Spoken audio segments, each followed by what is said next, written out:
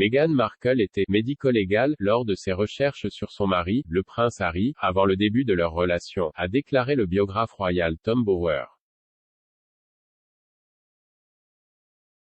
L'auteur, qui a suscité l'intrigue dans les Sussex avec sa dernière publication Revenge, Meghan, Harry and the War Between the Windsor, a déclaré, la recherche Google de Meghan était plus médico-légale. En tant que maître de la recherche en ligne pour The Tig, elle a instinctivement recherché des informations sur Google. Je pense que Meghan était en chasse à l'homme, elle cherchait un mari, et un mari anglais, et Harry était disponible. Les affirmations de M. Bower contreviennent directement aux affirmations de la duchesse de Sussex lors de la tristement célèbre interview des Oprah Winfrey. À l'époque, Meghan a déclaré « Je n'avais jamais recherché mon mari en ligne.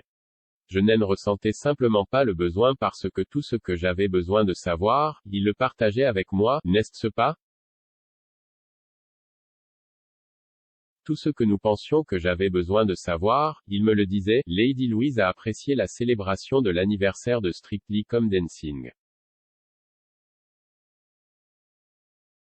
Lady Louise Windsor a ravi les fans royaux lorsqu'elle a été aperçue dans le public de Strictly Come Dancing aux côtés de sa mère, la comtesse Sophie Wessex.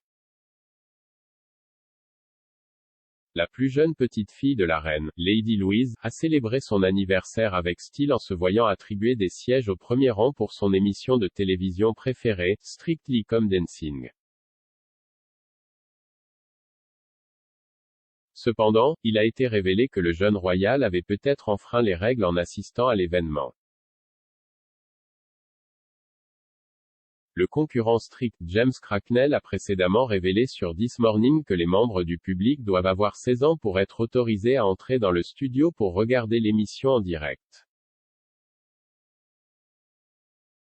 La star a déclaré que son fils, âgé de 15 ans à l'époque, n'avait pas été autorisé à le regarder danser car il n'avait pas atteint la limite d'âge. Le prince Frédéric ébranlait alors que les enfants se retirent de l'école. La princesse Mary et le prince Frédéric ont annoncé la nouvelle école de leur fils de 16 ans après que des allégations d'abus sexuels et des intimidations ont fait surface dans son prestigieux pensionnat. Le couple danois avait précédemment annoncé qu'il quitterait l'école Herlufsholm après 1 an à la suite d'allégations d'abus sexuels et des intimidations dans l'établissement.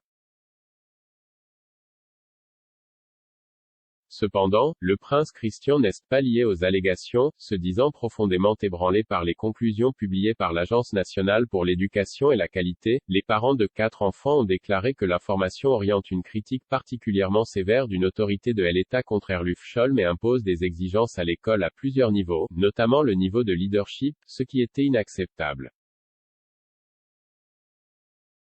Olivia Newton-John a rencontré la reine Elisabeth et la princesse Diana. Olivia Newton-John a eu plusieurs réunions avec la reine Elisabeth et la princesse Diana à Sydney, selon un reportage.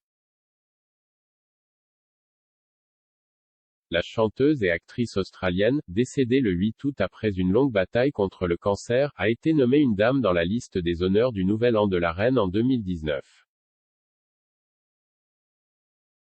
Elle a un jour parlé de son respect et de son admiration pour la reine Elisabeth, décrivant la rencontre avec le monarque comme un grand honneur.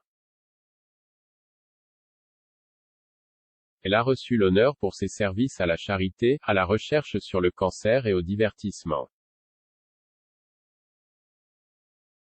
La chanteuse a rencontré Sa Majesté pour la première fois dans les années 1970 avant d'assister à un événement avec Diana, princesse de Galles, à Sydney. Newton-John a reçu l'ordre de l'Empire britannique, OBE, de la reine Elisabeth II en 1979. Elle a reçu cet honneur au palais de Buckingham, 1 an après la sortie du film Grease, une performance qui a vu la renommée de Newton-John monter en flèche dans le monde entier. Le mariage de Meghan a rendu Serena Williams folle de joie. Le mariage de Meghan Markle avec le prince Harry a plongé son amie Serena Williams dans une frénésie vestimentaire toute la nuit. La superstar du tennis est une amie proche du duc et de la duchesse de Sussex et fait la couverture du numéro de septembre de Vogue. Dans le cadre de son histoire pour le long-métrage de Vogue, la championne de tennis de 40 ans qui a récemment annoncé sa retraite, a parcouru des photographies de ses styles les plus emblématiques. Les looks dont elle se souvenait comprenaient sa robe de mariée et certaines de ses tenues de tennis les plus célèbres. Cependant, l'une des images les plus emblématiques de Williams reste celle d'elle portant une tenue Versace rose au mariage de Harry et Meghan en mai 2018. Serena a décrit la création de son look pour le mariage royal étoilé comme un très long processus. Williams a déclaré à Vogue: j'adore cette image alors qu'elle regardait avec tendresse le souvenir d'elle-même et de son mari Alexis Ohanian au château de Windsor. La princesse Eugénie offre aux fans un accès rare aux coulisses du jubilé de platine. La princesse Eugénie a permis aux fans royaux d'assister à un moment dans les coulisses d'un déjeuner privé du jubilé de platine avec d'autres membres de la famille royale. La princesse est allée sur Instagram pour partager une photo prise à Trooping the Colour avec la princesse Béatrice et Zara Tindall, le trio ayant l'air détendu et heureux. Elle a posté la photo dans le cadre d'une sélection partagée pour marquer l'anniversaire de sa grande sœur Béatrice lundi. Zara a été stupéfaite dans une robe longue rouge Beulah London, tandis que Eugénie, 32 ans, portait une robe en dentelle bleu bébé de self-portrait, la même tenue qu'elle portait en regardant le défilé aérien de la RAF avec son mari Jack Brooksbank et leur fils Auguste. Béatrice portait une robe à fleurs Vampire Wife qu'elle portait également pour Trooping the Colour. La destination de vacances de Sophie et Édouard a un lien spécial avec le prince Philippe. De nombreuses familles à travers le pays partent en vacances, et il semble que les membres de la famille royale ne soient pas différents. Sophie Wessex et le prince Édouard se seraient rendus à l'étranger le mois dernier. Selon des informations, la comtesse et le comte de Wessex ont profité d'une pause de 2 semaines sur une île populaire auprès des touristes britanniques avec leurs enfants Lady Louise Windsor et James, vicomte Severn.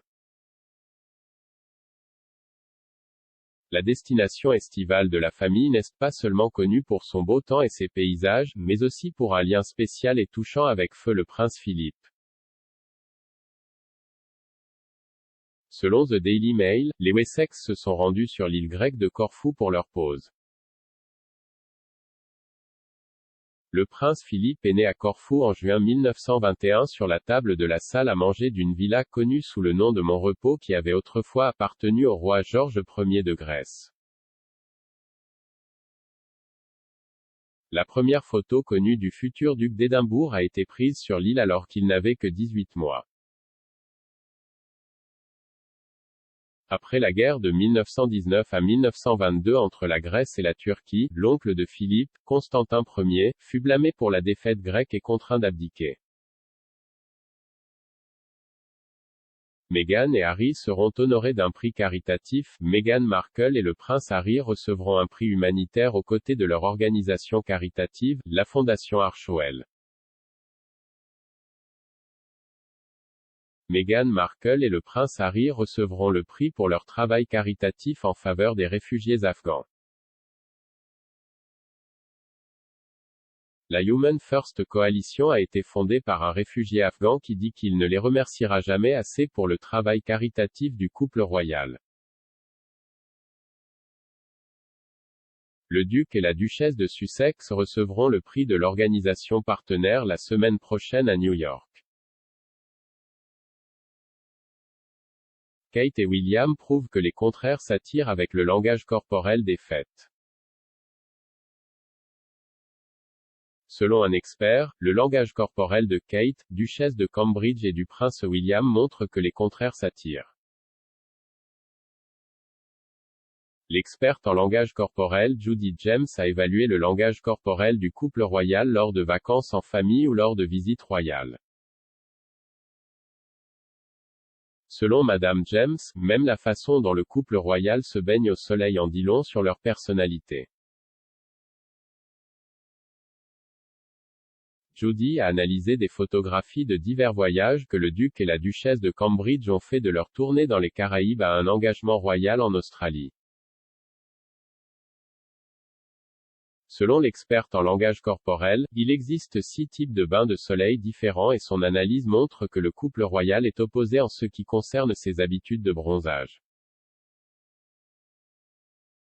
L'expert a examiné l'unité familiale de Cambridge dans son ensemble pour évaluer la duchesse. Selon Judy, comme Kate a 3 jeunes enfants, elle peut avoir moins de temps pour son état naturel de relaxation qu'elle ne le souhaiterait. Par conséquent, Judy déclare, elle peut avoir du mal à s'allonger et à s'éteindre pendant plus de quelques minutes avant de se sentir obligée de s'asseoir et de vérifier que tout va bien. Ce serait basé sur la méfiance plutôt que sur l'ennui. En parlant du prince William, elle a noté à quel point la paire est opposée en ce qui concerne leur style relaxant. Judy a déclaré, les poses globales du corps de William, avec son poids sur une jambe et ses mains sur ses hanches suggèrent une capacité à s'éteindre lorsque cela est possible. Elle a poursuivi, ainsi que le genre de confiance qui conduirait à plusieurs comportements autogratifiants, si et quand il avait enfin le temps d'aller à la plage.